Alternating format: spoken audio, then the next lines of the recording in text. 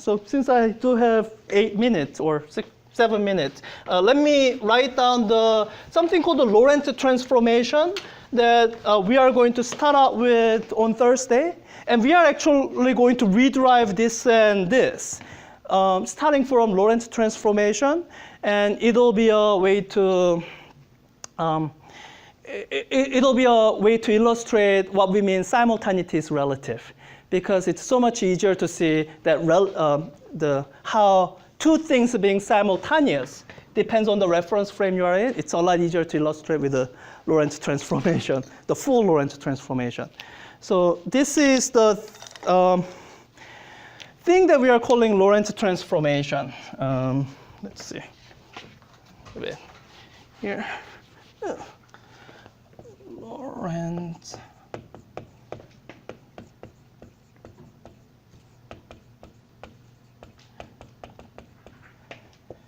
So this is what I want you to imagine.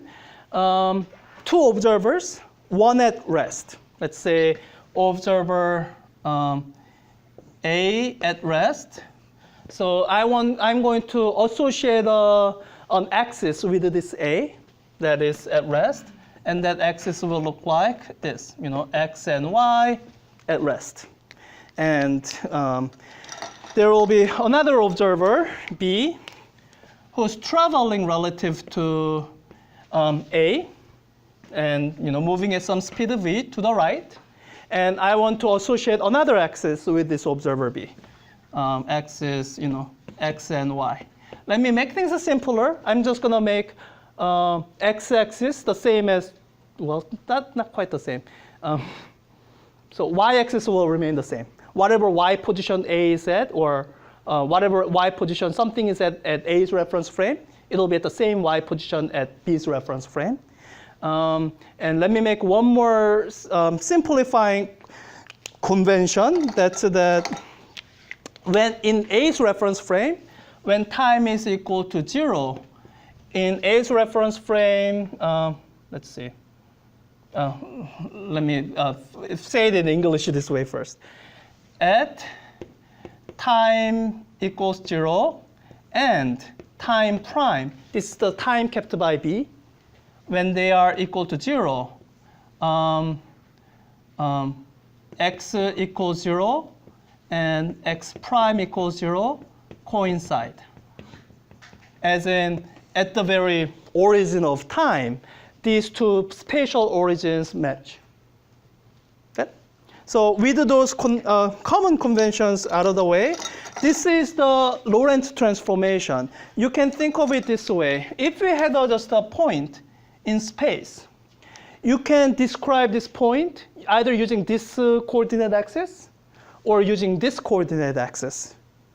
And this Lorentz transformation is telling you how if you have this point or this event that happens at a particular time, represented in the coordinates of time, x, y, z, this transformation is telling you how to, using this information, express it in this axis.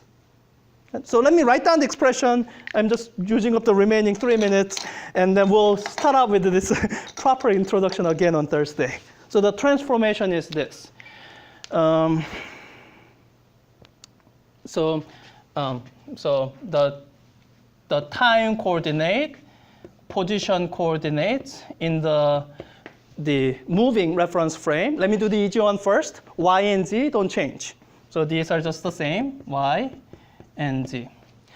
And x is actually a little bit easy too. Imagine if this was a pre-special relativity, before you were told of this speed of light being constant in all inertial reference frames. Then some of you could actually figure out this transformation. This is what's called the Galilean transformation. You'd say, well, I know their origin coincided at time equals 0. So I know this is moving that way.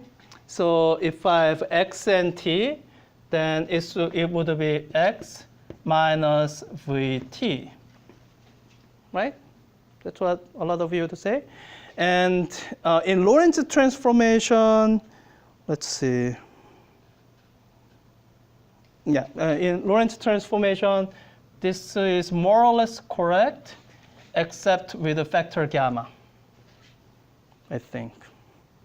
Let me make sure.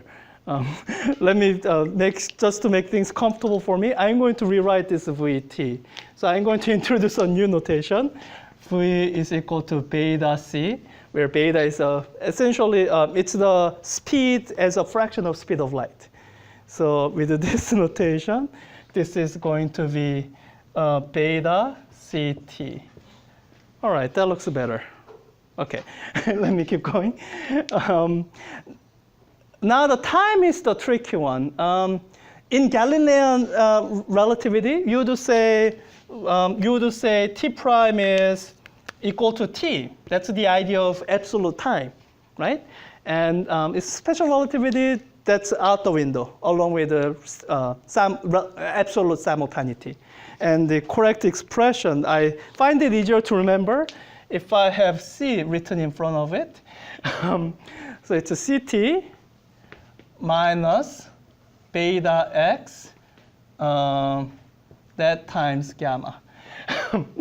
Let me write it out in terms of the in terms of the variables you are more used to using, so that if you forget this, then you're not completely lost. So this is once again back to gamma times x minus vt, and this is equal to gamma times. So let me imagine. Let me see. Do I want to keep C? Let me do it this way. So T prime, I'm going to divide out C on both sides. So that I have T prime is equal to gamma times T minus, and this is where I have to work out the correct factors. Beta, which is V over C, divided by C again. So V divided by C squared X.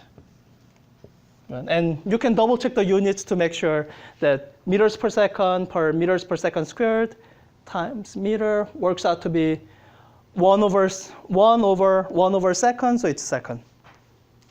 Yeah. Okay, so this is a Lorentz transformation.